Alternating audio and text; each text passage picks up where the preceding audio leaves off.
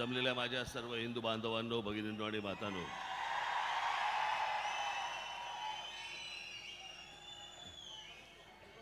घाबरलं असेल कुठेतरी आतमध्ये पाठवून दे त्याला. तर जायचा मार्ग करून द्या रे,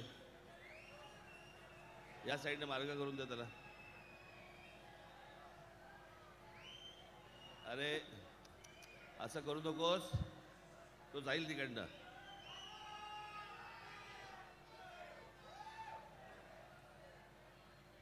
राहू दे ठीक आहे. तर मारू बिरू नका त्याला, मारू बिरू नका त्याला.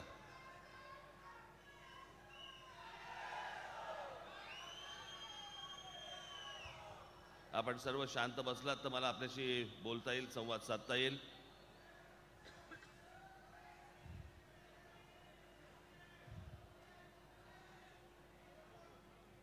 या पुणे शहराचा झालेला सगळा विचका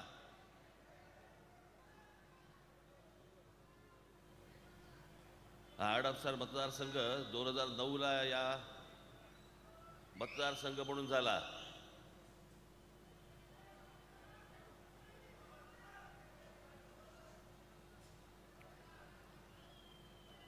ही सगळी गावं आपली ही महानगरपालिकेमध्ये आली.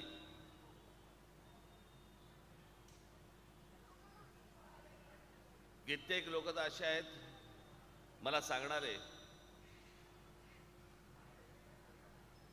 की आमची गावं होती ती बरी होती, विनाकारण इथे महानगरपालिकेत आलो.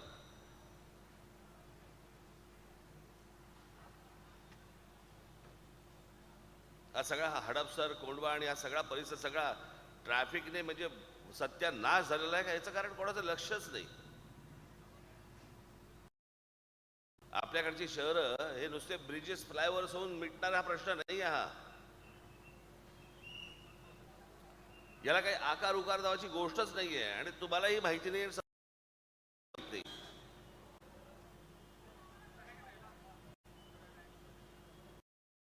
कित्येक जागा तर मी महाराष्ट्रामध्ये अशा बघतो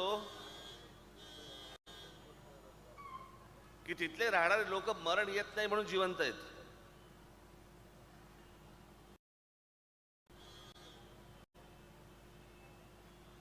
हे रोजच्या धकाधकीतलं तुमचं आयुष्य. आम्हाला चालायला फुटपाथ मिळत नाहीत, आम्हाला गाड्या चालवायला रस्ते चांगले मिळत नाहीत. गाड्या चालवायला घेतल्या तर ट्रॅफिकमध्ये आम्ही तासनतास जॅममध्ये पकडलेलो असतो. आमच्या लहान मुलांना रस्त्यावरती पाठवता येत नाही, भीती वाटते.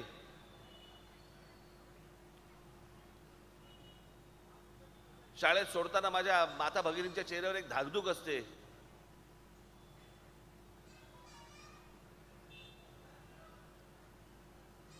हे सगळे जे विषय आहेत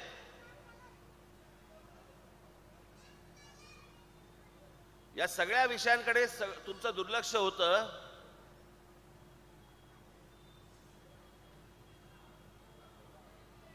की तुम्ही इकडे लक्षच देऊ नयेत. त्याला जरा शांत बसायला सांगा बरं का, नाही तर घरी पाठवा. तरी टीव्हीवर पण दाखवत आहेत.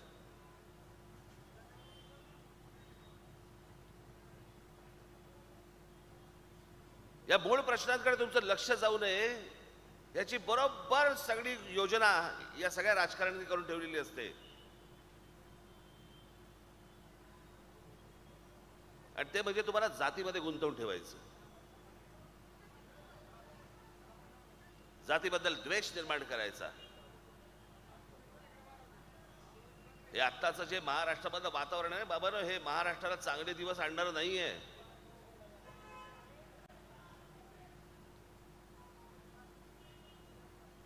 या जातीपातीच्या खेळामध्ये महाराष्ट्राचा संपूर्ण जो झालेला सत्यानाश जो आहे ना, तुम्ही सगळे डोळे उघडे ठेवून बघणं गरजेचं आहे, कान उघडे ठेवून बघणं गरजेचं आहे की हे आपल्यात काय करतायत, काय करवतायत आणि कशासाठी करवतायत.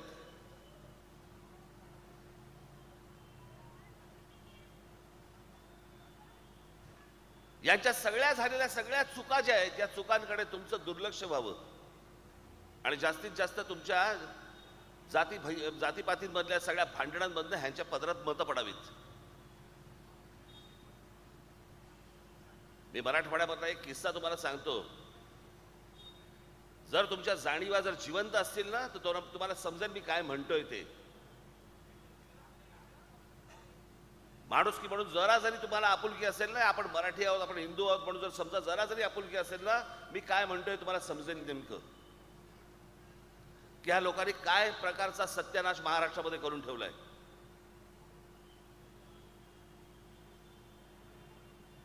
मी मुद्दा म्हणून जात सांगणार नाही तुम्हाला, पण एका जातीमधल्या एका घरामध्ये एका व्यक्तीचं निधन झालं. त्या घरामध्ये 3 व्यक्ती होत्या. तिरडी उचलायला, चौथा खांदा धरायला कोणी माणूस नव्हता.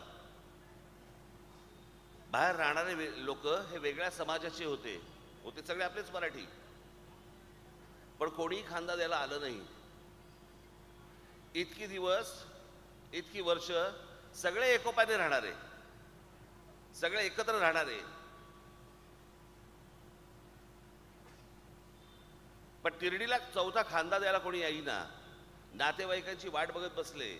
6 तासानंतर नातेवाईक आले, त्याच्यानंतर तिरडी उचलली आणि मग स्मशानात गेले. समोरच्या समाजातले लोक बघत होते, समजत होतं, पण हात लावायला मदत करायला कोणी गेलं नाही. इथपर्यंत महाराष्ट्र आणला. पण आमचे महापुरुष आम्ही जातीमध्ये विभागून टाकले. हे मी जे तुम्हाला सांगतोय ना, हे राष्ट्रवादी काँग्रेसच्या जन्मानंतर सगळं सुरू झालं. 1999 नंतर.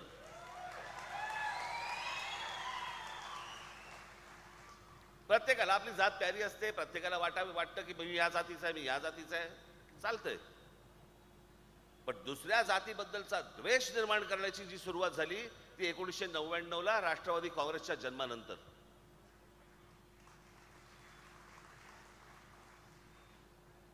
हे जे इतकी वर्ष जे विष पोचलं ना या लोकांनी, त्याचे परिणाम आहेत.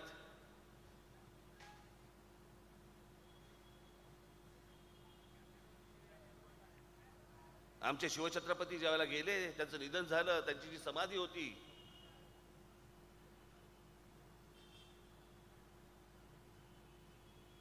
रायगडावरती काही लोक गेले असतील घनचक्कर, तिथे काही समाधीमध्ये काय मिळते का बघायला, आणि ती सगळी उद्ध्वस्त केलेली, सगळी उद्ध्वस्त केलेली. मी तुम्हाला जाती जातीमधला एकोपा सांगतोय काय होता आणि आपण काय करून ठेवलाय.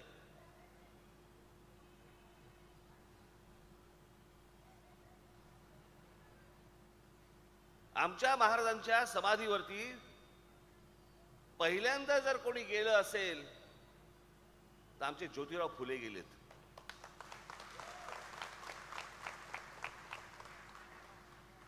ती समाधीची विषण्ण अवस्था बघून त्यांना समजेना याचं काय करायचं,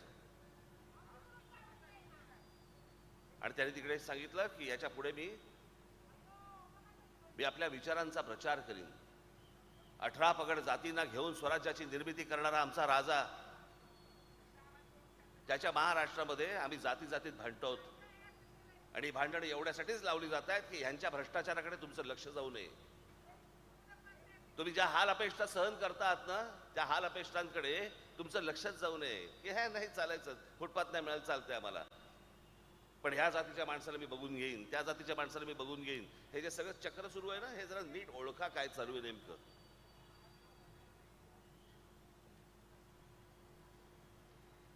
ज्योतिराव फुले गेल्यानंतर, आमचे महात्मा फुले गेल्यानंतर तिथे अजून काही वर्षानंतर कोण गेलं असेल तिथे महाराजांच्या समाधीवरती? लोकमान्य बाळ गंगाधर टिळक.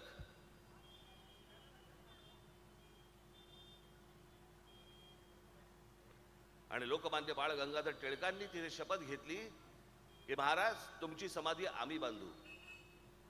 आणि मग महाराष्ट्रामध्ये त्यांनी एक फतवाच सोडला, आणि मग हजारो लोकांनी त्या सगळ्या एका तो फंड उभा राहिला, पैसे उभे राहिले, आणि त्या पैशामधनं मग महाराजांची समाधी उभी राहिली. अनेक लोक होते त्याच्यामध्ये, विविध जातीचे लोक आले, सगळे लोक आले की महाराजांची समाधी उभी राहिली पाहिजे म्हणून, आणि मग त्या सगळ्या पैशांमधनं ती समाधी उभी राहिली.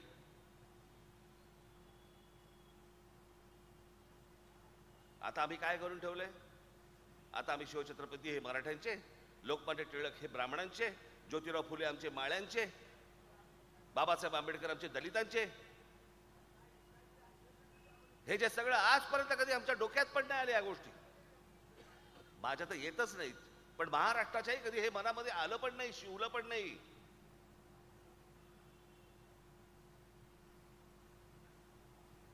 आपण काय महाराष्ट्राचा उत्तर प्रदेश बिहार करून ठेवायचा आहे का आपल्याला?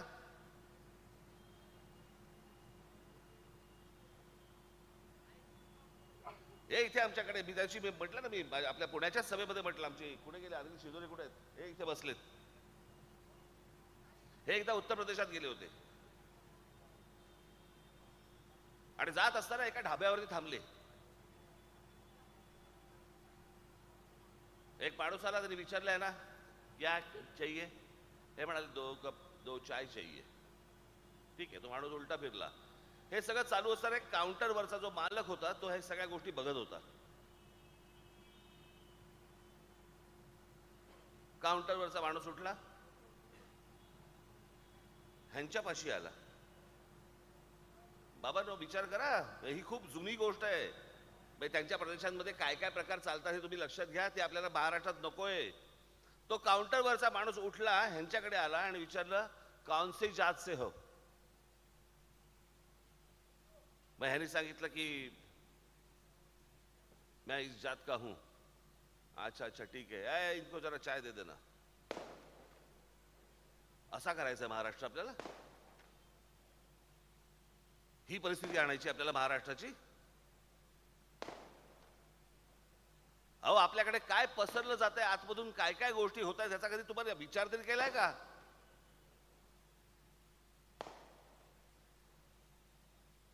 या हडपसरमध्ये, या इथे अनेक मोहल्ल्यांमध्ये सिमीचे अतिरेकी सापडलेत. त्याच्यानंतर तुमच्या आयसिसचे अतिरेकी सापडलेत, टेररिस्ट.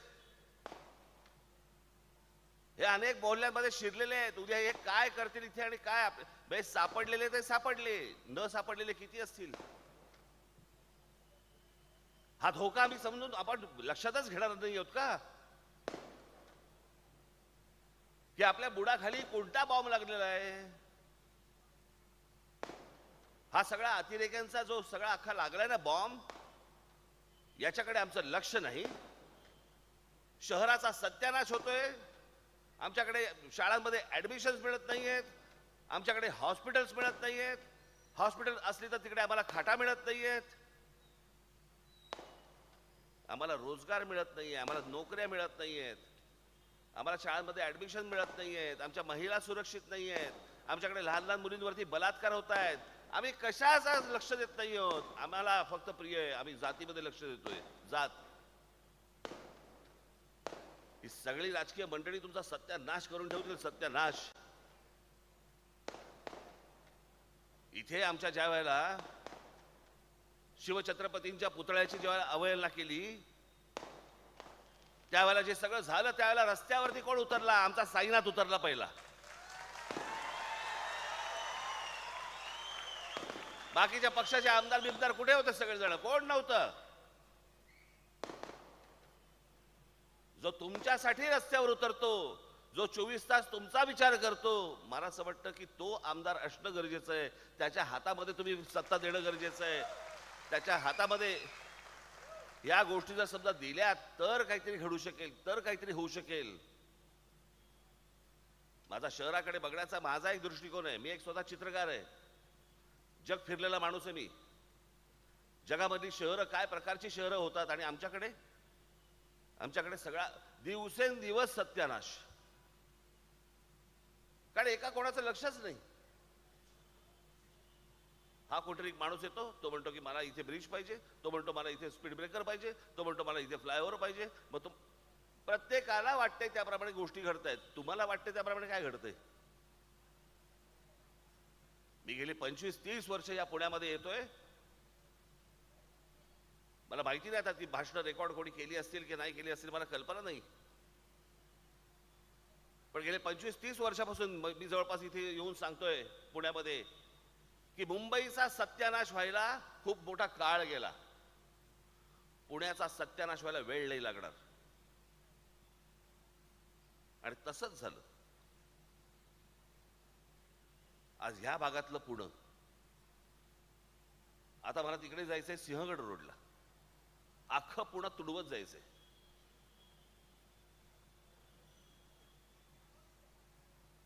कसा ह्या ट्रॅफिक मधनं पोहोचणार आहे हे माझं मलाच माहिती.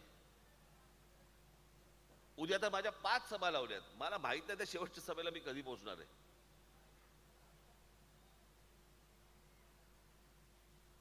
सर्व बाजूनी सगळ्या शहरांचा विस्कार. मी तुम्हाला साधी गोष्ट सांगतो. जे जुने पुण्यामध्ये राहणारे जे लोक आहेत ना, इथे 50चे 60चे जी लोक आहेत, मी तुम्हाला शहर काय असतं ना ह्याचे एक फक्त तुम्हाला छोटं उदाहरण देतो. मी माझे जे तरुण बांधव इथे आहेत, माझ्या तरुण भगिनी इथे जे आहेत, तुम्हाला पटकन त्या कम्प्युटरवरती सगळ्या गोष्टी समजतील, बघायला मिळतील. तुमच्या आईबाबांना पण दाखवा.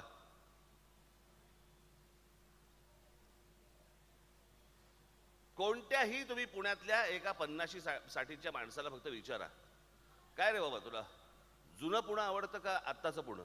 तो पहिलं बोलेल जुनं पुणं. छान होतं, शांत होती. मुंबईच्या माणसाला विचारून बघा, त्याला विचारा जुनं मुंबई आवडते का आत्ताची मुंबई आवडते? जुनी मुंबई. ठाण्याच्या माणसाला विचारा, तो म्हणतो जुनं ठाणं.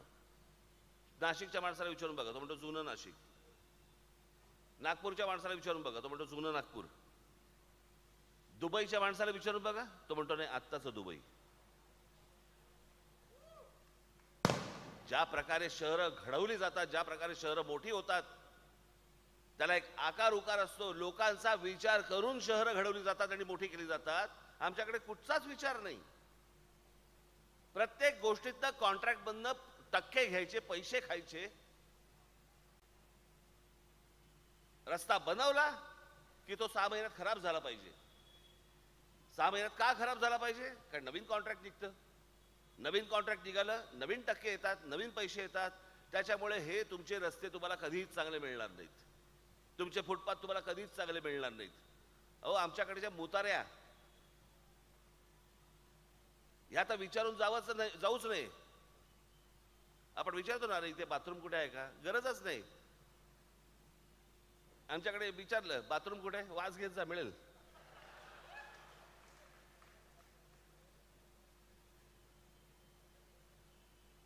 काही स्वच्छता नाही, काही नाही.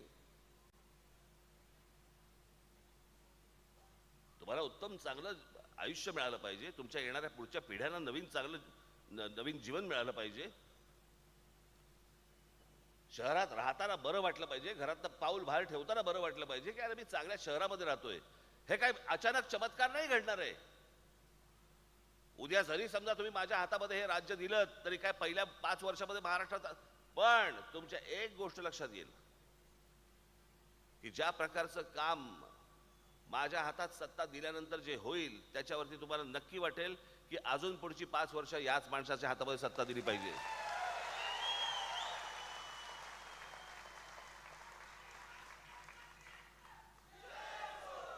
या सगळ्या गोष्टींचा मला सांगा, महाराष्ट्राचा विकास आराखडा ब्ल्यूप्रिंट 2006ला जेव्हा मी पक्ष स्थापन केला त्यावेळेला मी विचारलं होतं, सांगितलं होतं, मी महाराष्ट्राला सांगितलं होतं की या महाराष्ट्राची ब्ल्यूप्रिंट, महाराष्ट्राचा विकास आराखडा हा मी तयार करीन.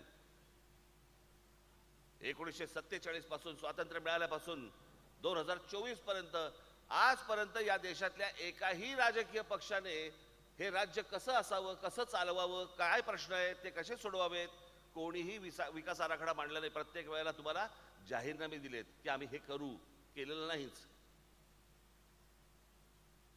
महाराष्ट्र नवनिर्माण सेना हा पहिला राजकीय पक्ष आहे या देशामधला ज्याने एका राज्याचा विकास आराखडा मांडला.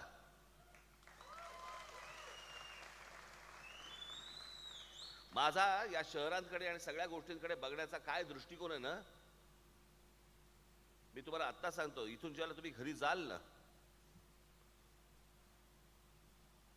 माझी आपल्याला सर्वांना विनंती आहे, YouTube वरती जा, वरती राज ठाकरे टाका, राज ठाकरे एस्थेटिक एवढं फक्त टाका. त्याच्यामध्ये एक 16 मिनिटाची एक डॉक्युमेंटरी येईल जी 2014ला केली आहे मी. ती ज्यावेळेला तुम्ही ऐकाल बघाल त्यावेळेला तुमच्या लक्षात येईल मी कशा प्रकारचा विचार करतो, मी कशा प्रकारचं राज्य बघतो. मी ज्याला राज्याचा विचार करतो मला मला खुर्चीचा सोच नाही हो. माझ्या गळामध्ये मग मुख्यमंत्री पदाची माळ घालावी याच्यासाठीचा करत असलेला विचार नाही येतो. मी महाराष्ट्रामध्ये जन्माला आलोय, मी शिवछत्रपतींच्या महाराष्ट्रात जन्माला आलोय. जे शिवछत्रपतींनी जो विचार दिला तो मराठेशाहीने जो रुजवला या देशामध्ये संपूर्ण हिंद प्रांतामध्ये, ते गतवैभव जे आहे ना, ते जे वैभव ते परत मला महाराष्ट्रामध्ये आणायचंय. आम्ही हरवून बसलेलो आहोत सगळ्या गोष्टी. ती ज्यावेळेला मी ब्ल्यूप्रिंट मी ज्यावेळेला बोललो 2006 ते 2024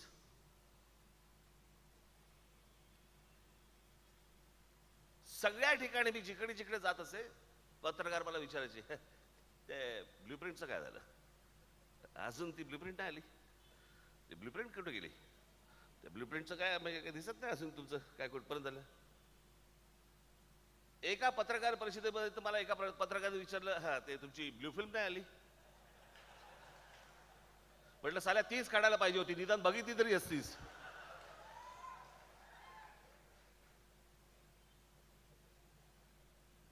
दोन 2014ला ज्या वेळेला आपण ती ब्ल्यूप्रिंट आणली, तो विकास आराखडा महाराष्ट्राचा आणला, त्या क्षणापासून आजपर्यंत एकाही पत्रकाराने मला विचारलं नाही त्या विकास आराखड्यामध्ये काय, किंवा तो विकास आराखडा मी वाचला, मला त्याबद्दल तुमच्याशी बोलायचंय. कारण पत्रकारांना त्याच्यामध्ये इंटरेस्टच नव्हता, त्यांना काही त्याच्याशी देणं घेणंच नव्हतं. त्यांना तर मुळात महाराष्ट्राशी काही देणं घेणंच नसतं. जे माझे आता पत्रकार जे येत आहेत माझे इंटरव्ह्यू करायला, शिंदे असं बोललेत, मग फडणवीस तसं बोललेत, मग उद्धव ठाकरेंनी असं केलं, मग शरद पवारांनी असं केलं. अरे महाराष्ट्राचं बोल,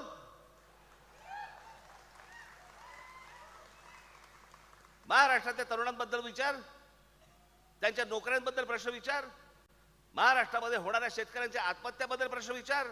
कोणालाही हे प्रश्न विचारत नाहीत ही माणसं. यांचा फक्त एकच उद्योग असतो, सांगायचं काय महाराष्ट्राचं विजन. आणि गेल्यावर काय विचारतायत, हे तुम्हाला असं बोलले, ते त्यांना तसं बोलले, ह्याच्यातनं हे असं करतायत, ते तसं करतायत. कोणाला काय विजनशी काही पडलेलीच नाहीये, कोणाला काय महाराष्ट्र घेणं घेणंच नाहीये. माझी महाराष्ट्रातल्या जनतेला माझं सांगणं आहे, तरुण बांधवांना, माझ्या तरुण भगिनींना मला सांगणं आहे, तुम्ही महाराष्ट्रावरती लक्ष दिलं पाहिजेत. हा राज ठाकरे काय बोलतोय हे तुम्ही नीट लक्ष देऊन ऐकलं पाहिजेत. मला तुमची सगळ्यांची साथ हवी आहे. हा आपल्या अहो महाराष्ट्र आहे, दुसरं कुठचं लेचपेचं राज्य नाहीये हे.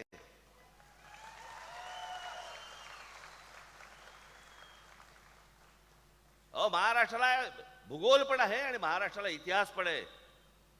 महाराष्ट्राकडे सगळं आहे, महाराष्ट्राकडे विद्वत्ता आहे. एवढ्या सगळ्या गोष्टी असलेला या देशातलं हे एकमेव राज्य आहे. ते राज्य या राज्यकर्त्यांच्या खाली जाऊन आपण चढवतोय. ही संधी वारंवार येत नाही. यांनी गेल्या 5 वर्षामध्ये केलेला जो सत्यानाश जो आहे ना, कोणी उठते कोणाही बरोबर जाते आणि कोणी काही करतंय, कोणी कुठच्याही पक्षात जातंय.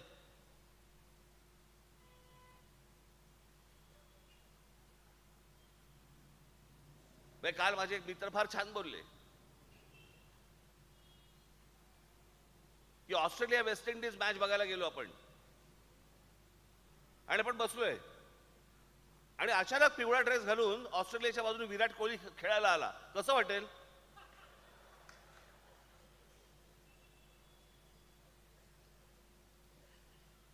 किंवा भारत वर्सेस आपण समजा काहीतरी इंग्लंड मॅच चालू आहे, आपण बघायला गेलो आणि भारताकडनं अचानक आपल्याकडे बॉलिंगला ब्रेटली आला, कसं वाटेल?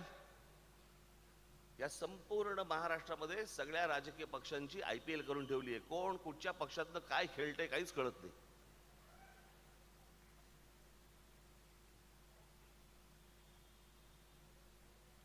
आपल्याला हे जे सगळं झालेलं आहे ना, घाण चिखल, यात मार्ग काढायचा आहे. हे सगळं वटणीवरती आणायचंय.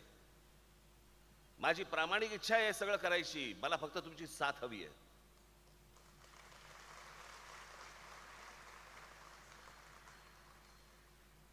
मी आज इथे हडपसरला आलोय. हडपसर मधल्या माझ्या माता भगिनींना, बांधवांना, भगिनींना माझी विनंती आहे, हात जोडून विनंती आहे. संधी वारंवार येत नसते.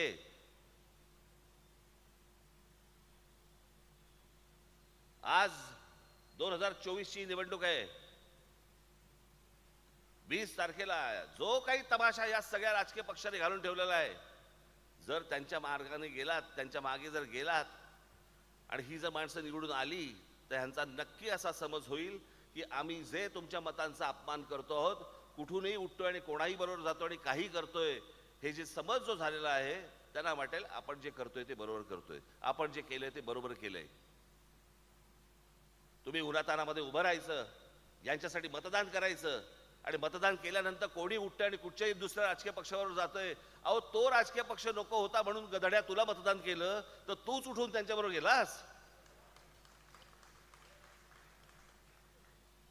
मग ह्याच्यामध्ये तुमचं मत कुठे गेलं? मला असं वाटतं हा जो सगळा राजकीय खेळ सुरू आहे ना, हा तुम्हीच थांबवला पाहिजे. या महाराष्ट्रामध्ये आज तुमच्या समोर एक पर्याय म्हणून उभा आहे. महाराष्ट्रात सत्यानाश तर सगळ्या बाजूनी झालाच आहे. राज ठाकरेच्या हातामध्ये जर समजा तुम्ही अजून समजा ही सत्ता दिलीत, अजून काय वाकडं होऊ शकतं तुमचं? इतका सत्यानाश झालेला आहे. मी करून करून तुमचं काय वाकडं करू शकतो मला जरा सांगा. पण मी जो विचार करतोय, मी जे स्वप्न पाहतोय महाराष्ट्राचं, त्यातनं जर समजा चांगलं झालं तर ते कोणाचं होणार आहे? तुमचं होणार आहे का माझं होणार आहे? म्हणून मी आज तुमच्या समोर जो आलोय, या राज ठाकरेला आणि त्याच्या महाराष्ट्र नवनिर्माण सेनेच्या माझ्या सर्व उमेदवारांना एकदा तर संधी देऊन बघा. एकदा. हा फक्त कोथरूड आपला तुमच्या हडपसर पुरता माझा विषय नाहीये. कुठे गेला आमचा साईनाथ?